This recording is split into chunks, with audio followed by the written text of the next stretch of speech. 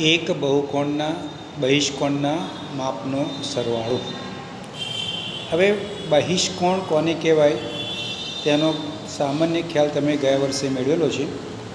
બહિષ્કોણનો મતલબ બહારનો ખૂણો. દાખલા તરીકે હું અહીંયા એક ત્રિકોણ ડ્રો કરું છું. આ ત્રિકોણની અંદર આ ત્રિકોણ ABC છે સમજો. તો ABCમાં સમજો કે હું BC કિરણ દોરું, BC કિરણ દોરું તો ખૂણો ACD, ખૂણો ACD, આ ખૂણો ACD શું કહેવાય? આ ત્રિકોણનો બહિષ્કોણ કહેવાય. બહિષ્કોણ, બહિષ્કોણ કહેવાય છે. બહિષ્નો મતલબ બહાર, કોણ એટલે ખૂણો, બહારનો ખૂણો. અને તમને ખબર છે કે આ બંને ખૂણાનો સરવાળો 180 થાય, કારણ કે રૈખિક જોડ બનાવે છે. એક ત્રિકોણને આવા 6 બહિષ્કોણ હોય તો આ બહિષ્કોણ જે છે તેના માપનો સરવાળો કેટલો થાય તે આપણે અહીંયા જોવાનું છે. અહીંયા આગળ તમને એક ઉદાહરણ આપ્યું છે. જુઓ આકૃતિમાં 3.8માં જુઓ ABCDE આવો એક બહુકોણ આપ્યો છે. એના બહારના ખૂણા તમે જુઓ તો ખૂણો A, 1, 2 આ રીતે બધા તમને બહારના ખૂણા ડ્રો કરીને આપેલા છે. બરાબર છે. એની અંદર 1 + 2 + 3 + 4 + 5 કેટલા થાય? તો બધાનો તમે સરવાળો કરશો ને તો 360° થશે. આ બધાનો સરવાળો કેટલો થાય? 360° થાય, કારણ કે એક ચક્કર આખું પૂરું કરે છે. તેથી એક બહુકોણમાં બહિષ્કોણના માપનો સરવાળો હંમેશા 360° થાય છે. એ તમારે બરાબર યાદ રાખવાનું છે. બહિષ્કોણના અંદરના ખૂણાની વાત નથી, બહારના ખૂણાની વાત છે. આકૃતિ 3.9 જુઓ. તેની અંદર તમને ખૂણા અલગ અલગ આપેલા છે. એક 90°નો બહારનો છે, 50°નો બહિષ્કોણ છે, 110° અને X. તો આ ચારેય ખૂણાઓના માપનો સરવાળો કેટલો થાય? 360. તો 360 લખો તો આ જોઈ લો, X + 90 + 50 + 110 360. Xને સબ્જેક્ટ કરો તો તમારો X બરાબર 110 મળે. તો આ રીતે તમે અલગ અલગ બહિષ્કોણના માપ, અંતઃકોણના માપ આ તમે લઈ શકો છો. નિયમિત અષ્ટકોણ હોય, નિયમિત 20 કોણ હોય. હવે નિયમિત 20 કોણ હોય તો પણ બહારનો ખૂણો તો સરવાળો તો 360 જ થાય છે. તો એમ તમે જાતે પ્રવૃત્તિ કરો. હવે ઉદાહરણ 2. એક નિયમિત બહુકોણના પ્રત્યેક બહિષ્કોણનું માપ 45 હોય તો તેની બાજુઓની સંખ્યા શોધો. પ્રત્યેક બહિષ્કોણનું માપ 45 આપી દીધું છે. તો બહિષ્કોણના માપનો સરવાળોનો સિદ્ધાંત યાદ રાખો, 360 થાય. તો પ્રત્યેક બહિષ્કોણનું માપ કેવું છે? 45. તો 360 ને 45 વડે ભાગો, એટલી બાજુઓ અથવા એટલા ખૂણાઓ હોય. તો 8 બાજુઓ હોય તો આપણે તમે કહી શકો 360 / 45 તો 8 બાજુઓ હોય. તો 360 સરવાળો છે તે ઉપર તમે શોધી શકો છો. સ્વાધ્યાય 3.2ની અંદર, સ્વાધ્યાય 3.2ની અંદર તમે જુઓ કે તમને જે X શોધવાનું કીધું છે તે શોધી શકો હવે ઇઝીલી. ચલો તમે જાતે પેન નોટબુક ઉઠાવો અને તમે લખી શકો X + 125 + 125 બરાબર 360. તો X + 125 અને 125 તો 250 બરાબર 360. ચલો Xને સબ્જેક્ટ કરો, Xને કરતા કરો. તો Xને કરતા કરશો એટલે તમારો જવાબ આવશે, પેલી બાજુ જતા રહેશે 360 - 250. તો તમારો જવાબ આવશે X બરાબર 110°. આ રીતે તમે જવાબ મૂકી શકો છો. તો આ બહુ સહેલું છે. યાદ રાખવાનું એટલું છે કે બહિષ્કોણ આપેલા બહુકોણની અંદર બહિષ્કોણના માપનો સરવાળો કેટલો થાય? 360. બીજો પણ તેના જેવો જ છે, તમારે જાતે કરી લેવાનો. ખાલી આ ખૂણો તમે ઓળખી શકો છો, કેટલાનો છે? 90નો. આવું જો ચોરસ જેવું દોરેલું આપ્યું હોય તો તમારે 90 સમજી લેવાના છે. બાકી આવો ખૂણો હોય તો તમે માપ અલગ અલગ હોય, પણ આવો ખૂણો દોરીને તમે આપે તો તમારે એને 90 છે એમ સમજી ચાલવાનું છે. તો આ પણ તમે જાતે પ્રેક્ટિસ કરો.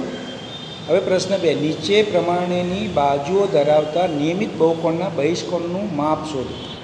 નિયમિત બહુકોણ હોય તો બધા ખૂણાઓ સરખા, બધી બાજુઓ સરખી. તો આપણને ખબર છે તો બહિષ્કોણનું માપ બરાબર શું? તો બહિષ્કોણનું માપ બરાબર 360 ભાગ્યા બાજુનું માપ. બરાબર છે, 360 ભાગ્યા બાજુનું માપ. તો આપણને ખબર છે કે બહિષ્કોણના માપનો સરવાળો કેટલો થાય?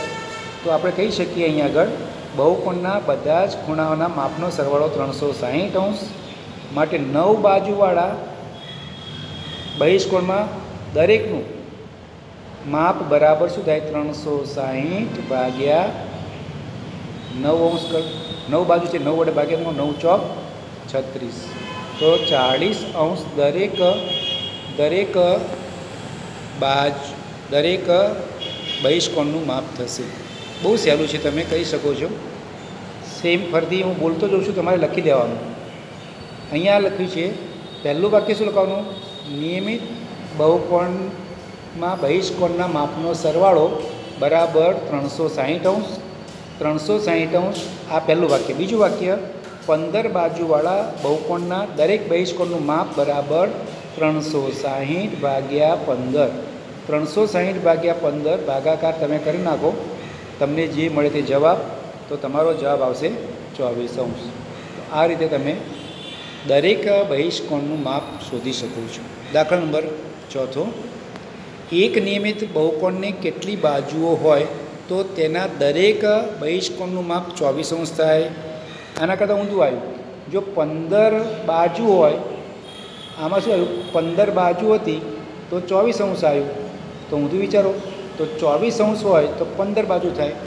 તો તમે આને સહેલાઈથી કહી શકો છો 24 અંશ છે. તો આપણે ચલો લખીએ, બાજુની સંખ્યા બરાબર બાજુઓ કેટલી? તો બાજુઓ બરાબર 360 અંશ ભાગ્યા તમારે 24 કરી દેવાનું. તો તમને મળશે 15 બાજુઓ. તો આ રીતે એને ખાલી તમારે બદલી કાઢવાની છે. અહીંયા ખૂણા શોધવાનો કે ખૂણાનું માપ, તો અહીંયા આગળ બાજુ લખવાની. અહીંયા બાજુ શોધવાની કે તો અહીંયા ખૂણો લખવાનો. બસ. તો આપણું સૂત્ર તો કોમન જ છે. સૂત્ર કોમન છે. નિયમિત બહુકોણ. ચોથો, નિયમિત બહુકોણને કેટલી બાજુ હોય તો તેના દરેક અંતઃકોણનું માપ 165 થાય. હવે આ અહીંયા અંતઃકોણની માપ આપી છે. અંતઃકોણનું માપ કેટલું થાય? તો આપણને ખબર છે એકદમ સહેલી રીત કે પાસેના ખૂણા. દાખલા તરીકે મેં એમ કીધું કે આ અંતઃકોણનું માપ 165 ક્યારે થાય? તો 165 કરવા માટે તમારે પાસેના ખૂણા રૈખિક જોડ બનાવે. રૈખિક જોડ બનાવવા મતલબ 165નો છે તો બાજુનો અંતઃકોણ કેટલાનો હોવો જોઈએ? 180 માઇનસ 165.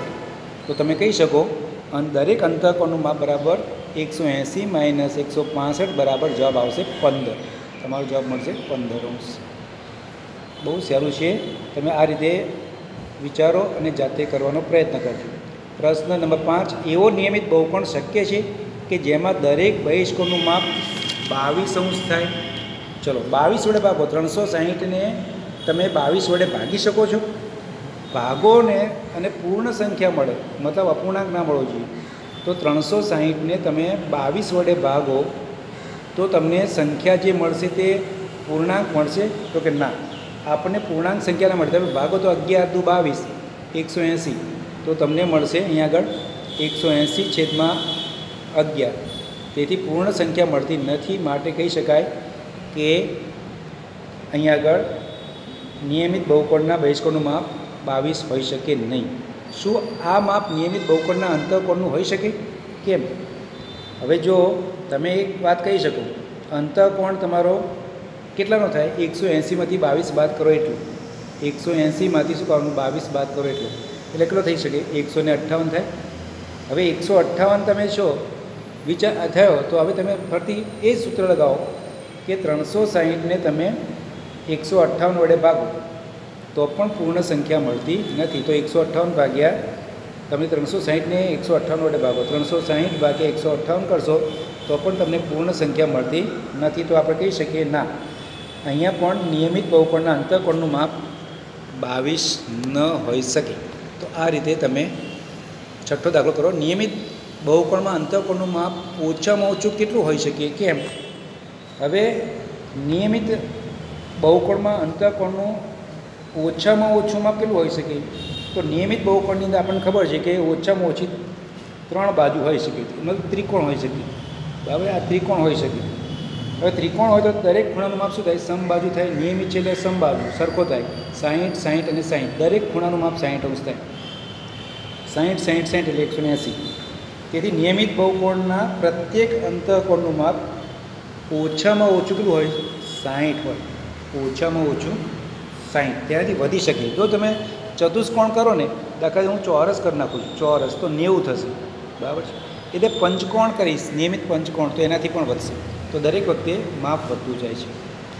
પ્રશ્ન નંબર 5મો કે 56નો બી, નિયમિત બહુકોણમાં બહિષ્કોણનું વધુમાં વધુ માપ કેટલું હોઈ શકે?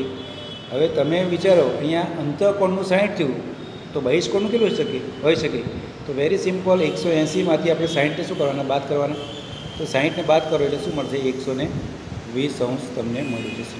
તો આ રીતે તમે તમારી નોટબુકની અંદર ખાલી અહીંયા બહિષ્કોણનું માપ, અંતઃકોણનું માપ, ખૂણાના માપનો સરવાળો, આ વસ્તુ તમારે ધ્યાનપૂર્વક સમજવાનું છે. અને બહુ જ મહત્ત્વનું જે સૂત્ર છે તે બરાબર યાદ રાખો. બહિષ્કોણની સંખ્યા બરાબર 360 ભાગ્યા જે ખૂણો હોય તેટલું, અથવા તો બાજુની સંખ્યા બરાબર 360 ભાગ્યા જેટલા તમારે આપેલા છે ખૂણાનું માપ તેટલું. તો તમે એ રીતે સંખ્યાઓ શોધી શકો છો. બંને વાત એક જ છે, ખાલી સૂત્રનો કરતાં કરેલો છે, એકની અંદર બીજા સૂત્રનો ઉપયોગ કરેલો છે, બરાબર છે? તો 360થી તમે બાજુ વડે ભાગો તો ખૂણો મળશે, અને 360ને ખૂણા વડે ભાગશો તો તમને બાજુ મળશે. તો બહિષ્કોણની